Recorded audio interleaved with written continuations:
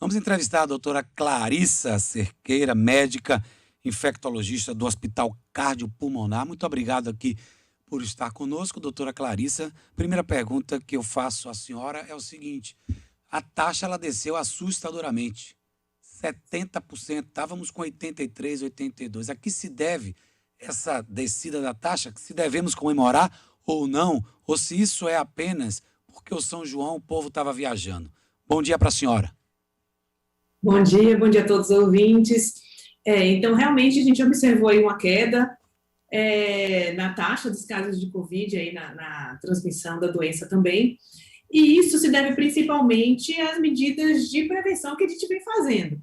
Agora, a doença, ela é transmitida de forma de progressão geométrica, que eu posso assim dizer, e da mesma forma, quando a gente tem alguma medida de contenção, alguma medida de reduzir a transmissão da doença, a gente consegue observar isso também de uma forma mais gradual. E agora, com essas aglomerações que ocorreram no São João, é esperado, a gente já, infelizmente, nós da área da saúde, a gente já vem prevendo aí que lá para mês que vem, que já é daqui a alguns dias, a gente observe aí alguma tendência a aumento.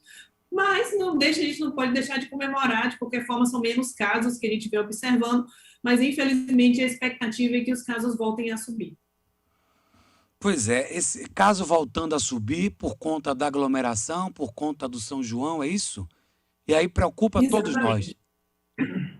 Exatamente. Quando a gente fala em aglomeração, a gente está falando de transmissão da Covid. Então, assim, a gente sabe que várias pessoas aglomeraram no São João, apesar de não poder. A própria cidade, eu até estava comentando com os colegas, a cidade estava mais vazia, então muita gente viajou, apesar de todas as medidas restritivas. E a expectativa, infelizmente, é que depois de alguns dias, isso não é imediato, que a gente observe aí um aumento no número dos casos, infelizmente. Bom, e no caso, quem teve a Covid, tá, doutora? Estou entrevistando a doutora Clarissa Cerqueira. Quem teve a Covid e ficou perto de fogueira, soltou bomba, essa pessoa pode ter algum problema agora, depois?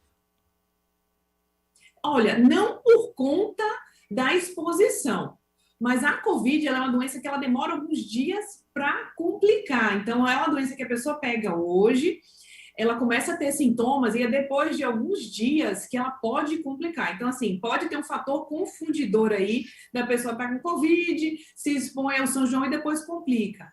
Realmente, o fato de você estar exposto à fumaça, isso tudo faz mal para a saúde, não vou dizer que isso realmente tem algum tipo de interferência, porém, a própria Covid tem essa evolução de complicar depois de alguns dias, independente ou não da presença de fumaça ou de exposição aí a essa época de São João.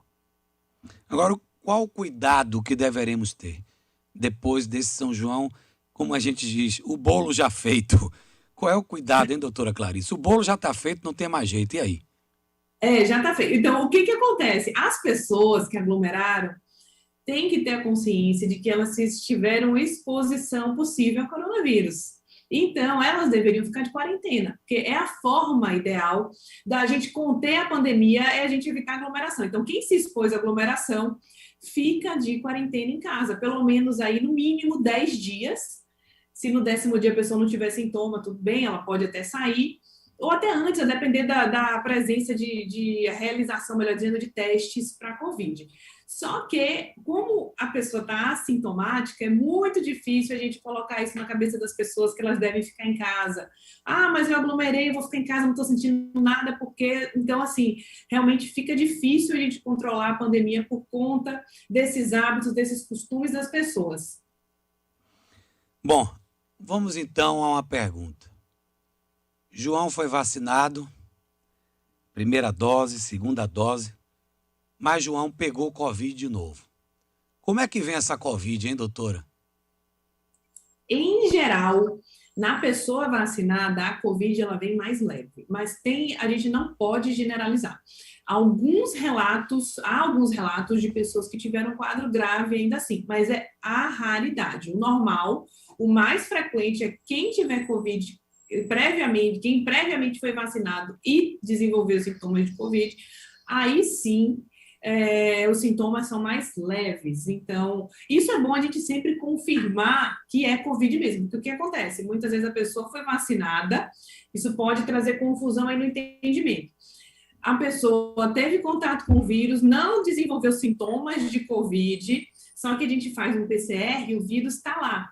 Porque o PCR, que é o SWAB, pode ficar positivo 3 meses. Mas aí ela pega uma outra infecção por um outro vírus e desenvolve sintomas. Então, muitas vezes, na hora de você fazer o PCR da Covid, tá lá que é positivo, só que é um positivo da Covid em si, a pessoa não tem sintomas, é sintomas de um outro vírus que a pessoa pegou. Então, isso a gente vem observando principalmente agora, nessa época de inverno, que a gente tem a circulação aí de outros vírus, como o vírus influenza, o vírus da gripe.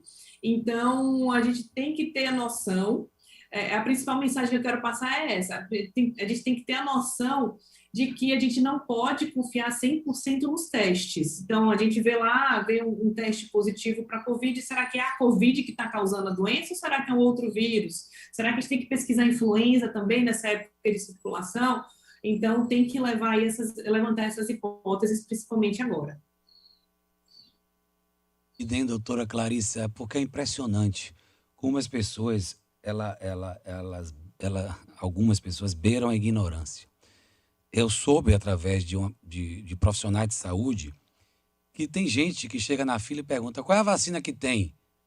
Aí dizem lá, Pfizer, Coronavac, Oxford, AstraZeneca. Aí ela fala, eu só quero a Pfizer. Não, a Pfizer... então eu não tomo. Imagina que loucura! Maluquice. Qual é a diferença dessas vacinas? Tem alguma diferença, doutor?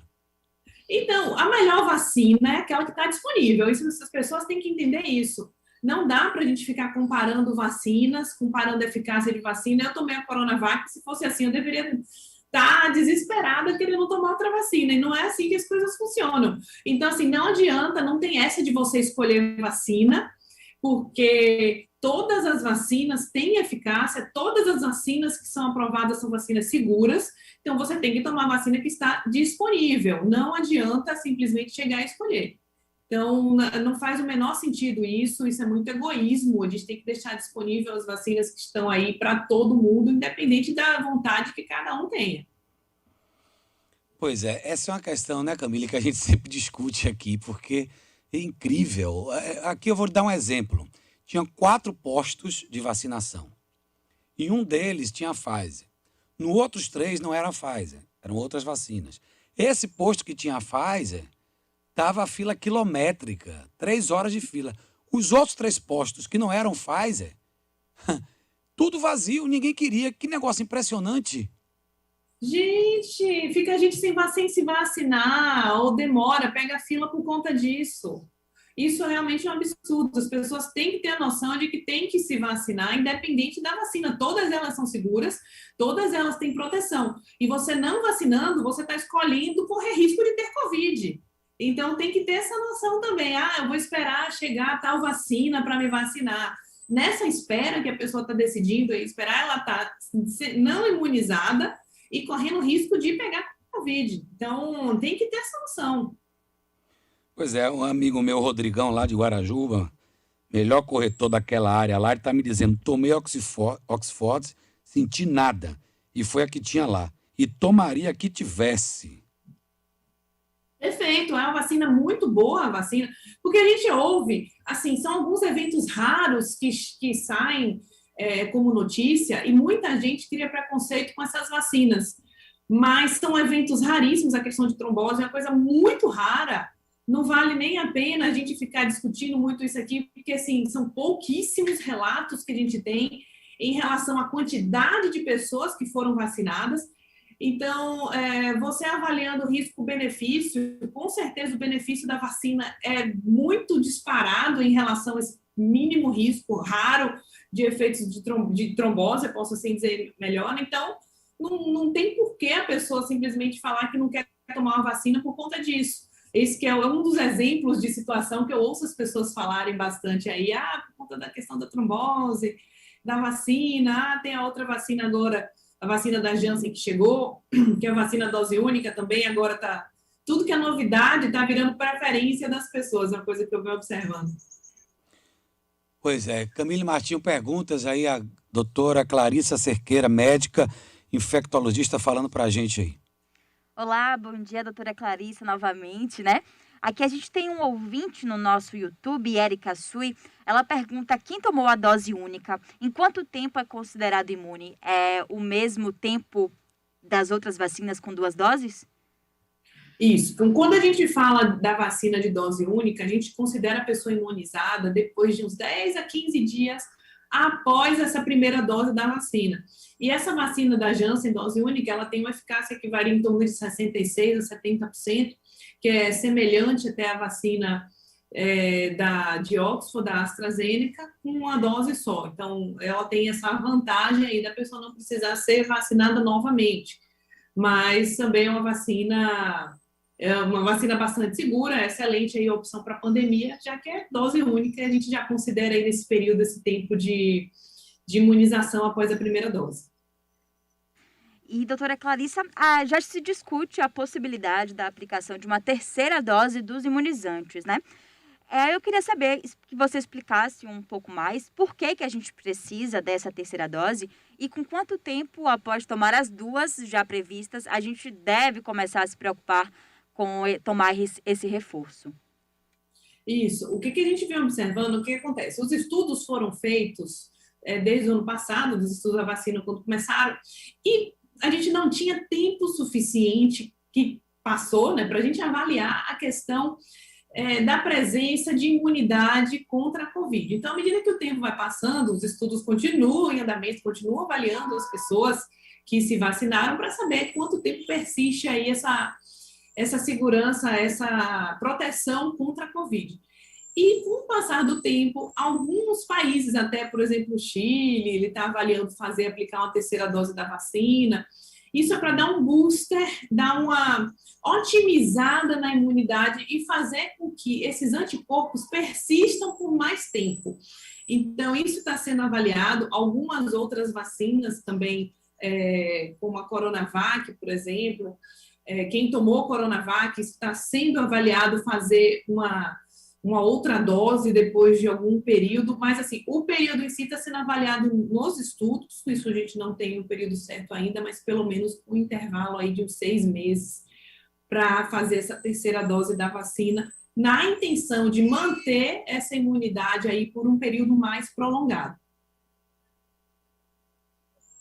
O caso Lázaro, ele foi preso, mas me parece que ele já chegou morto ao hospital num confronto com a polícia. Essa é a notícia que está chegando para a gente aqui, direto de Brasília. A imagem mostra 10 a 15 policiais carregando o Lázaro para dar socorro e levar para o hospital, que eu acho muito difícil que ele chegue vivo ao hospital pela imagem que nós estamos vendo aqui. Mas voltando à doutora Clarissa, que é o que é o que importa agora, aqui tem uma pergunta de um amigão meu chamado Flávio Ume, querido Binho. Pergunte à doutora se quem tomou a primeira dose já tem imunidade pegando o vírus. Claro que o ideal são as 2 doses, mas tomei a primeira dose de Pfizer. É preciso garantir a segunda dose? Perfeito. Então, o que a gente tem a respeito disso? Quando a gente fala da segunda dose, precisa saber qual é a vacina, né?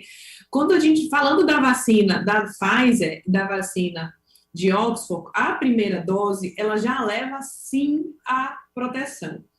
Tanto é que a vacina ela foi espaçada para depois de 12 semanas, porque foi visto que na primeira dose ela já tem uma proteção. Só que essa proteção não se sustenta por um período prolongado. Daí vem a necessidade dessa segunda dose aí depois de 12 semanas. Mas, respeitando também esse intervalo que eu falei a respeito da vacina da Janssen, que é uma dose única de 10 a 15 dias, depois desse período da primeira dose da vacina da Pfizer, eu posso dizer sim que a pessoa já tem uma proteção, já tem, assim, não é a proteção avaliada nos estudos, de 70% para cima, mas já é uma proteção sim contra a Covid. E a gente observa que, no caso da vacina da Pfizer, da vacina de Oxford também, que são essas 2 doses, principalmente, quem já tomou a primeira dose e pega Covid, adquire Covid, a gente está observando aí casos mais leves. Quem realmente desenvolve a doença já tem casos mais leves. Da segunda dose em diante, realmente,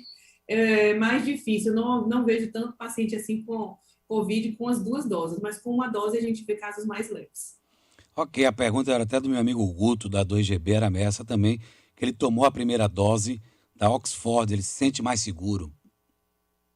Sim, dá para sentir. Eu tive alguns pacientes oncológicos que tiveram, que a gente ficaria, né, em situações normais, mais preocupado com a questão da Covid, e assim, pacientes que tomaram já uma única dose, tiveram casos bem leves, idosos com mais de 90 anos que tomaram uma única dose também, tiveram Covid, mas casos leves que a gente ia até esperar, um caso um pouco mais grave, mas a expectativa aí já com uma dose, pelo menos a minha aí, que eu venho observando com os pacientes, é que já está tendo uma resposta favorável.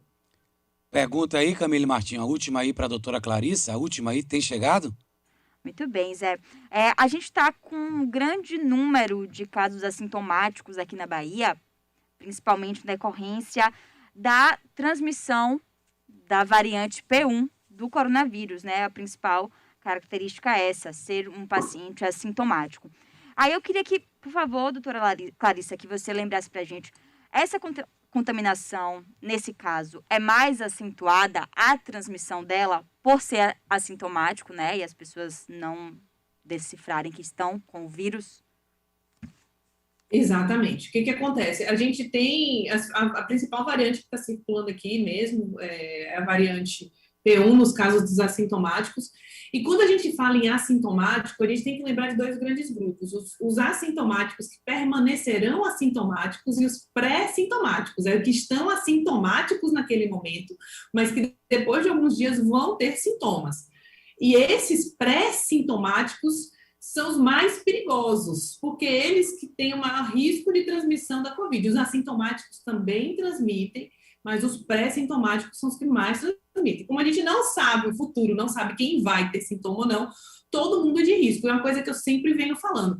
Você tem que andar na rua e achar que todo mundo é um caso suspeito de Covid, porque a gente não sabe quem é que está lá, a pessoa está plena, mas está assintomática e está passando a doença. E isso acontece, isso já é relatado nos estudos, não é só com a variante P1, não, com qualquer outra variante isso acontece. E daí que vem a necessidade das pessoas entenderem a importância das medidas de prevenção, porque elas valem para todas as variantes, independente de variante surgida no futuro ou não. As medidas, elas devem permanecer para todo mundo, independente ou não da presença de sintomas. Doutora Clarissa, muito obrigado de verdade por nos atender, essa explicação fundamental, e a gente tem por obrigação, nós jornalistas, de mostrar à nossa população como anda, não é, a Covid. Eu tenho certeza que a vacinação, mesmo que atrasada, né, a senhora sabe disso, mesmo com tantos erros, com tanto desleixo, com tanta falta de responsabilidade, a vacinação é a melhor saída, e a redução está sendo assim espetacular, a redução do número de Covid. Muito obrigado, doutora.